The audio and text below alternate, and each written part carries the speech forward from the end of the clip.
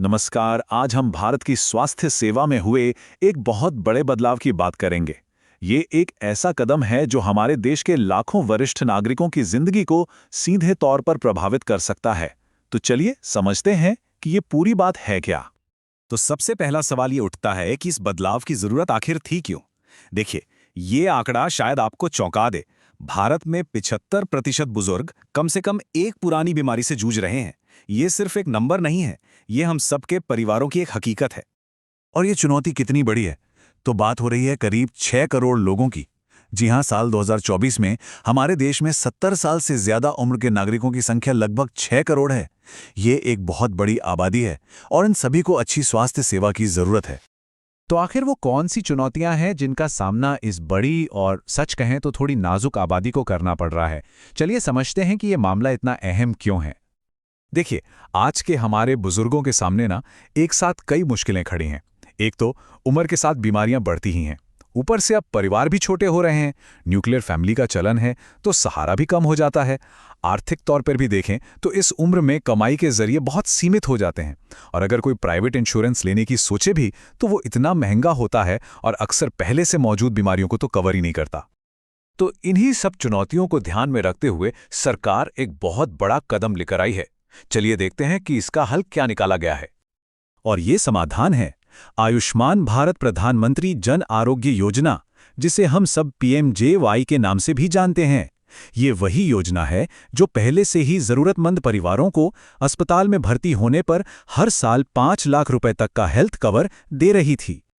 लेकिन अब इस योजना में एक बहुत ही बड़ा, कह सकते हैं कि एक ऐतिहासिक बदलाव किया गया है।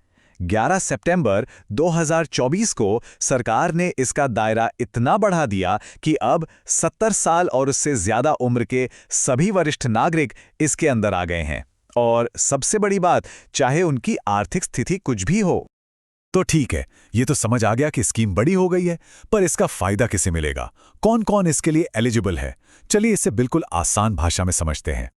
देखिए, नियम इतना सीधा और सरल है कि आप हैरान रह जाएंगे। इस योजना का लाभ पाने के लिए सिर्फ एक ही शर्त है कि किसी भी व्यक्ति की उम्र 70 साल या उससे ज्यादा होनी चाहिए, बस, और कुछ नहीं। अच्छा, इस पूरी प्रक्रिया को आसान बनाने के लिए आधार कार्ड को सबसे जरूरी बना दिया गया है। मतलब एनरोलमेंट के लिए सिर्फ आधार कार्ड चाहिए। फिर एक ई-केवाईसी प्रोसेस होता है जिससे उम्र और पहचान की पुष्टि की जाती है। और हाँ, एक बहुत काम की बात, अगर किसी के आधार कार्ड पर सिर्फ जन्म का साल लिखा हो, मान लीजिए 1954, तो भी कोई दिक्कत नहीं है। ऐसे में पात्रता के लिए उनकी जन्मतिथि अगले साल की 1 जनवरी यानी 1 जनवरी 1955 मान ली जाएगी। ठीक है, एलिजिबिलिटी तो समझ आ गई।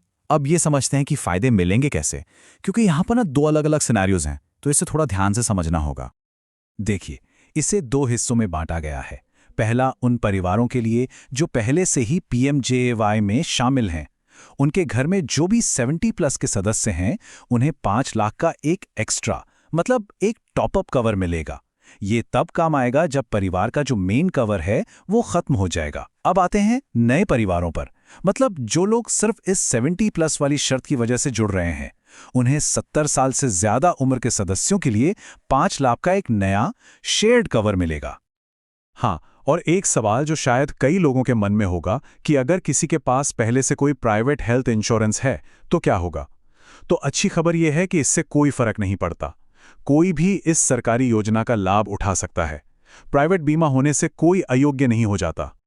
चलिए अब आते हैं सबसे काम की बात पर कि अगर कोई एलिजिबल है तो वो अपना नाम इसमें कैसे दर्ज करवा सकता है, अपना आयुष्मान कार्ड कैसे बनवा सकता है। पूरा प्रोसेस बहुत सिंपल है, बस 4 स्टेप्स हैं। पहला, पोर्टल पर जाना है। दूसरा, आधार से ई-केवाईसी करना है। तीसरा, ये बताना है कि कोई और सरकारी कवर तो नहीं है। और चौथा, अपना कार्ड डाउनलोड कर लेना है। चलिए अब एक एक करके इन स्टेप्स को देख लेते हैं। तो सबसे पहला स्टेप है ऑनलाइन। इसके लिए beneficiary.nha.gov.in इस ऑफिशियल वेबसाइट पर जाना होगा, या फिर आयुष्मान ऐप का भी इस्तेमाल किया जा सकता है।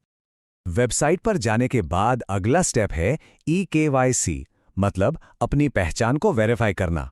इसी प्रोसेस से सिस्टम चेक करेगा कि उम्र 70 साल से ज्यादा है या नहीं। इसके लिए ओटीपी, फिंगरप्रिंट या आइरिस स्कैन, इनमें से किसी भी तरीके का इस्तेमाल कर सकते हैं।